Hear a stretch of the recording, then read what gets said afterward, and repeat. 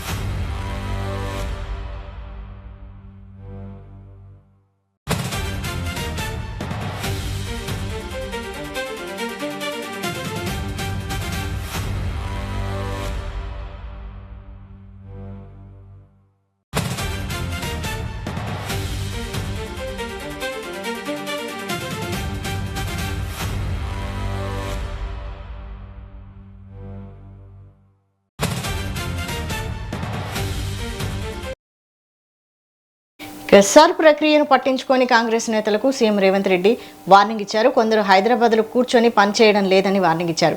దీనిపై మరిన్ని updates bureau chief Shekhar అందిస్తారు. శేఖర్, తెలంగాణలో సర్ ప్రక్రియ పురోగతిపైన సీఎం రేవంత్ రెడ్డి చాలా కీలకంగా ఎంతో ప్రతిష్టాత్మకంగా తీసుకున్నట్టు చెప్పవచ్చు మనము. ఎందుకంటే ప్రధానంగా ఈరోజు తెలంగాణలో సర్ ప్రక్రియ విషయం పైన కాంగ్రెస్ పార్టీ నేతలతోటి టీపీసీసీ చీఫ్ మహేష్ కుమార్ గౌడ్, మీనాక్షి నటరాజన్తో సహా సీఎం రేవంత్ రెడ్డి, కాంగ్రెస్ పార్టీ ముఖ్య నాయకులు, రాష్ట్ర వ్యాప్తంగా ఎమ్మెల్యేలు, ఎంపీలతో జూమ్ సమావేశంలో పలు కీలక వ్యాఖ్యలు చేశారు సీఎం రేవంత్ రెడ్డి. ఈ సర్ ప్రక్రియ విషయంలో కాంగ్రెస్ నాయకులు బాధ్యులుగా ఉన్న వాళ్ళు ఏమాత్రం ఎమరపాటుగా ఉన్నా కఠిన చర్యలు ఉంటాయన్న వేలో హెచ్చరించారు కాంగ్రెస్ నాయకులకు. అంతేకాకుండా గాంధీ భవన్ చుట్టూ తిరగడం, కార్పొరేషన్ పదవుల కోసం, వాళ్ళ పార్టీ పదవుల కోసం గాంధీ భవన్ చుట్టూ ఎవరు తిరగొద్దు అంటూ కూడా కీలకంగా వార్నింగ్ ఇచ్చిన పరిస్థితిని మనం చూసుకోవచ్చు. అయితే ఈ జూమ్ సమావేశంలో ప్రధానంగా ఎవరైతే బిఎల్ఏలు చాలా కఠినంగా వ్యవహరించడం లేదు, సర్ ప్రక్రియ విషయంలో బాధ్యులుగా ఉన్న మంత్రులు కానీ, ఎమ్మెల్యేలు కానీ ఎంతో ప్రతిష్టాత్మకంగా తీసుకున్న ఈ సర్ ప్రక్రియ విషయంలో వాళ్ళు చాలా లైట్ తీసుకుంటున్నారనే అంశాన్ని ప్రస్తావిస్తూ సీఎం రేవంత్ రెడ్డి హెచ్చరికలు జారీ చేశారు.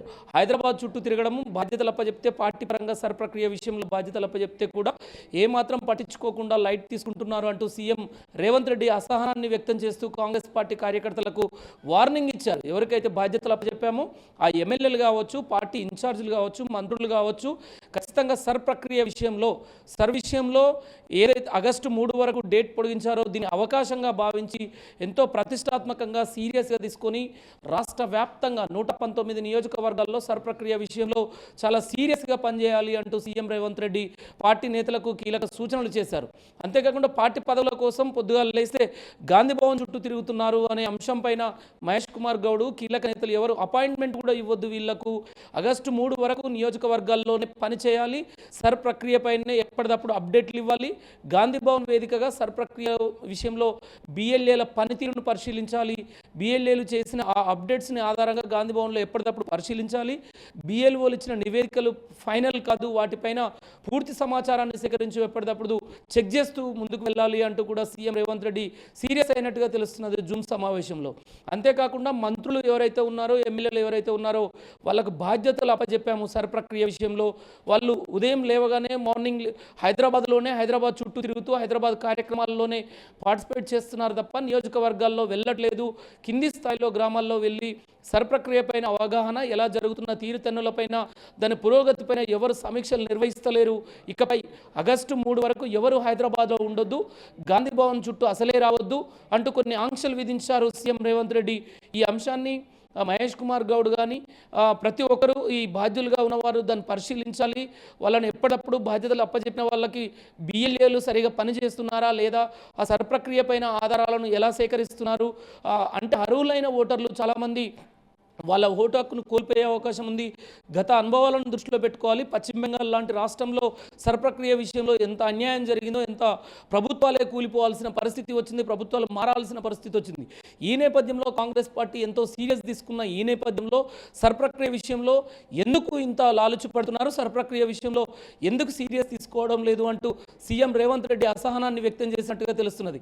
అంతేకాకుండా ఎవరైతే ఉత్తమంగా పనిచేస్తారో ఈ సర్ప్రక్రియ విషయంలో రాష్ట్ర వ్యాప్తంగా ఎవరైతే అంటే 119 నియోజకవర్గాల్లో ఓన్లీ 42 నియోజకవర్గాలు మాత్రమే సంతృప్తికరంగా పనిచేస్తున్నారు, మిగతా వాళ్ళు మాత్రం ఏమాత్రం సీరియస్గా తీసుకోవడం లేదా అంటూ కూడా తన సీరియస్ అయిన విషయాన్ని కూడా చూసుకోవచ్చు. అంతేకాకుండా 100 మంది ఎవరైతే అద్భుతంగా పనిచేస్తారో సర్ప్రక్రియ విషయంలో పూర్తి స్థాయిలో వాళ్ళ సమయాన్ని కేటాయించి ఈ సర్ప్రక్రియ కోసం ఓట్ల సవరణ కోసం కాంగ్రెస్ పార్టీ ఎవరైతే కేటాయించిందో బాధ్యతలు అప్పచెప్పిందో అలాంటి వాళ్ళు పర్ఫెక్ట్గా పనిచేసిన వాళ్ళని 100 మందిని రాహుల్ గాంధీ దగ్గరికి తీసుకెళ్లి ఆయనతో ఫోటో సెల్ఫీకి అవకాశం ఇస్తాము అంటూ కూడా ఇవ్వాల్సిందే.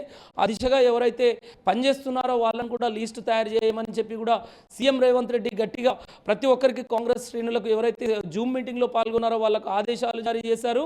ఇదే అంశం పైన ఖచ్చితంగా ప్రతి ఒక్కరు ఈ రోజు నుంచి ఆగస్టు 3 వరకు ప్రతి ఒక్కరి పనితీరుని క్షుణ్ణంగా పరిశీలిస్తాము. మంత్రులు కూడా బాధ్యతలు తీసుకోవాలి. ఇప్పటికీ 119 నియోజకవర్గాల్లో అనేక నియోజకవర్గాలు 430 సార్లు ఇప్పటికి 40 సార్లు ఒక సమీక్షలు నిర్వహించాము. పెద్ద ఎత్తున ఈ ప్రక్రియ విషయంలో మరోసారి కూడా నియమించడానికి సిద్ధంగా ఉన్నాము, సమీక్షలు నిర్వహించడానికి సిద్ధంగా ఉన్నాము. అయితే మరికొద్ది అంటే మరో 2-3 రోజుల్లో మంత్రులు ఏకంగా బాధ్యతలు అప్పచెప్పిన వాళ్ళు ఈ ప్రక్రియ పైన సమీక్షలు నిర్వహించాలి. ఎప్పటికప్పుడు అలర్ట్గా ఉండాలి, అప్రమత్తంగా ఉండాలి, వాళ్ళకి సంబంధించిన సూచనలు చేయాలి.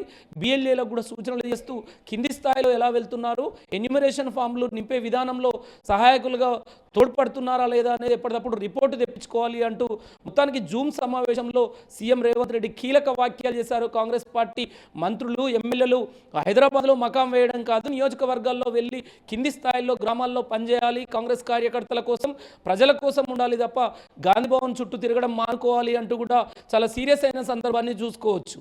Thank you Shekhar.